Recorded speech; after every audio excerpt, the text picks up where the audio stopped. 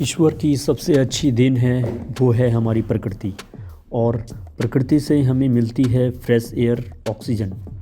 Oxygen ही हम अपनी body में लेते हैं जिससे हम जीवित रह पाते हैं। बिना ऑक्सीजन के हम किसी भी काम की कल्पना भी नहीं कर सकते। जिंदा रहने की कल्पना तो बिल्कुल भी नहीं। ऑक्सीजन हमारी बॉडी में जाती है इंस्पिरेशन के द्वारा, और हम कार्बन डाइऑक्साइड छोड़ते हैं एक्सपिरेशन के द्वारा, जो कि पौधों द्वारा ली जाती है कार्बन डाइऑक्साइड। तो हम ये करते कैसे हैं, इंस्पिरेशन और एक्सपिरेशन? इसके पीछे एक बहुत सुंदर मैकेनिज़्म छुपा है एटमॉस्फेरिक प्रेशर का। बाहर वातावरण में जो हवा होती है उसका एटमॉस्फेरिक प्रेशर बहुत ज़्यादा होता है। तो साइंस के अकॉर्डिंग हमारे लंग्स में ऑक्सीजन हाई एटमॉस्फेरिक प्रेशर से लो एटमॉस्फेरिक प्रेशर में जाती है। वातावरण में जो एटमॉस्फेरिक प्रेशर होता है वो लगभग 760 mm/Hg होता है, और हमारा इंटरनल पल्मोनरी प्रेशर 758 mm/Hg होता है। इसलिए एयर हमारे लंग्स में एंटर करती है हाई प्रेशर से लो प्रेशर में। तो जब हम इंस्पिरेशन करते हैं तब हमारे लंग्स में कम हवा का दबाव होता है, तो एयर हमारे लंग्स में एंटर करती है। एक्सपिरेशन के दौरान हमारे लंग्स का वॉल्यूम कम हो जाता है और लंग्स कॉन्ट्रैक्ट होने शुरू कर देते हैं।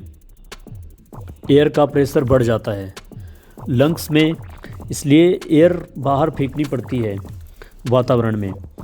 इंस्पिरेशन के दौरान हमारे डायफ्राम कॉन्ट्रैक्ट हो जाते हैं और एक्सपिरेशन के दौरान डायफ्राम रिलैक्स हो जाते हैं। इसमें इंटरकोस्टल मसल्स भी महत्वपूर्ण भूमिका निभाते हैं। इंस्पिरेशन के दौरान हमारे लंग्स की इंटरकोस्टल मसल्स कॉन्ट्रैक्ट होती है ताकि वो लंग्स का साइज़ बढ़ा सकें, और एक्सपिरेशन के दौरान एक्सटर्नल इंटरकोस्टल मसल्स रिलैक्स हो जाती है। इसमें यह फैक्ट ये भी है कि जब हम इंस्पिरेशन करते हैं तो वो 3 सेकंड में करते हैं और एक्सपिरेशन 2 सेकंड में करते हैं, और इस हिसाब से 1 मिनट में 12 से 16 साइकिल इसमें हो जाती है इंस्पिरेशन और एक्सपिरेशन की। ये तो था हमारा मैकेनिज़्म ऑफ रेस्पिरेशन। अब ये जान लेते हैं कि ये रेगुलेट कहाँ से होता है हमारी बॉडी में। रेगुलेशन ऑफ ब्रीदिंग होता है हमारे ब्रेन से। इंसानी दिमाग बहुत महत्वपूर्ण भूमिका निभाता है बॉडी फंक्शंस को रेगुलेट करने के लिए। ब्रीदिंग प्रोसेस में भी हमारा ब्रेन इम्पॉर्टेंट होता है। हमारे ब्रेन के मेडुला और पोन्स वाले पार्ट कीमोसेंसिटिव होते हैं। जब हमारी body carbon dioxide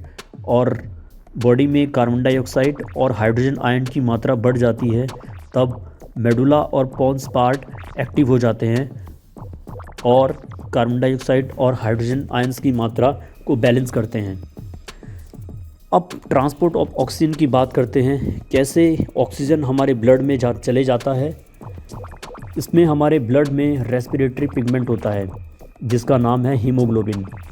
haemoglobin 4 iron molecule से बना होता है, और हर एक आयरन मॉलिक्यूल्स एक ऑक्सीजन मॉलिक्यूल से बाइंड होता है।